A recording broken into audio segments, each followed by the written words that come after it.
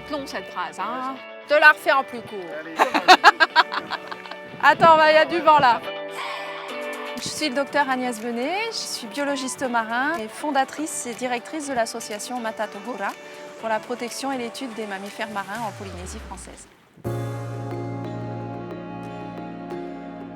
Matatohora, c'est une équipe de bénévoles pluridisciplinaires et dans toute la Polynésie française, nous avons créé un réseau d'urgence. Donc on a des vétérinaires, des biologistes marins, mais également des référents dans les îles qui peuvent intervenir en cas d'urgence si un dauphin est pris dans un filet, une baleine dans les lignes perlières ou des échouages également. Matatohora travaille beaucoup avec les pêcheurs parce qu'ils sont souvent sur l'eau, ont beaucoup d'observations, nous rapportent leurs observations, ce qui est très riche pour compléter notre base de données. En tant que biologiste marin, j'adore travailler avec les marins, c'est un échange de connaissances.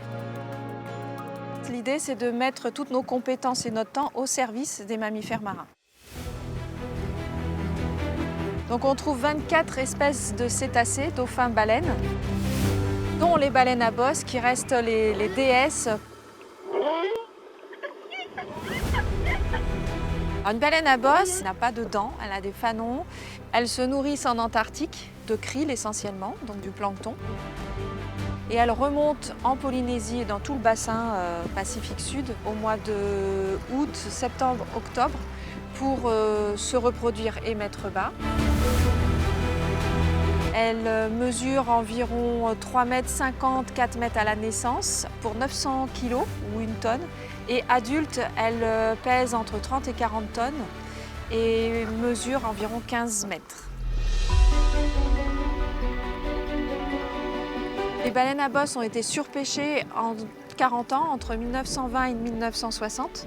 Et ça a été un véritable massacre. Il restait à peu près 5% de la population originelle. Et on estime à peu près à 2% les femelles à l'âge de se reproduire.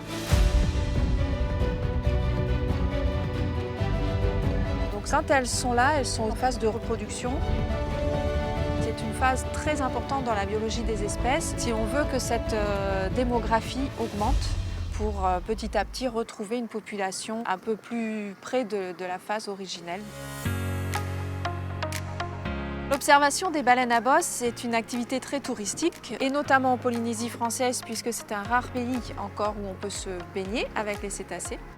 D'un côté, ça peut engendrer des dérangements aux animaux, mais de l'autre côté, si l'observation est bien faite, ça peut permettre aussi une sensibilisation au tourisme et avoir ce qu'on appelle un impact positif, c'est-à-dire sensibiliser les gens pour qu'ils aient envie par la suite de faire attention aussi à leurs gestes, ne pas jeter n'importe quoi dans la mer, etc. Et il existe des règles d'approche dictées par le Code de l'environnement de la Polynésie française.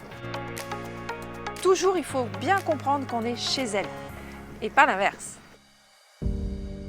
On est dans un sanctuaire. L'interaction homme-animal est très puissante. Ce sont des animaux qui ont un mana aussi qui est fort. Il y a vraiment une émotion très forte de voir cet animal très puissant. Et toi, tu es à côté, tu te sens tout petit. Il faut quand même rester calme, se maîtriser au maximum pour ne pas déranger l'animal.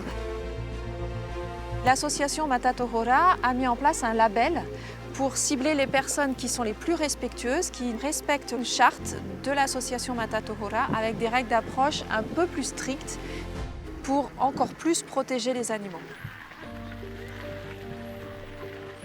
Un jour, en me mettant à l'eau, pas du tout pour aller voir des baleines, il y a 2 dauphins qui sont venus à moi. Ils se sont mis chacun d'un côté. Et donc du coup, je dis tiens, où est-ce qu'ils m'emmènent quoi ? Donc j'ai continué à les suivre. Et ils m'ont amené à la baleine avec son baleineau. Et là, c'est juste... on est à leur merci en fait. Et le bébé est venu jouer avec moi.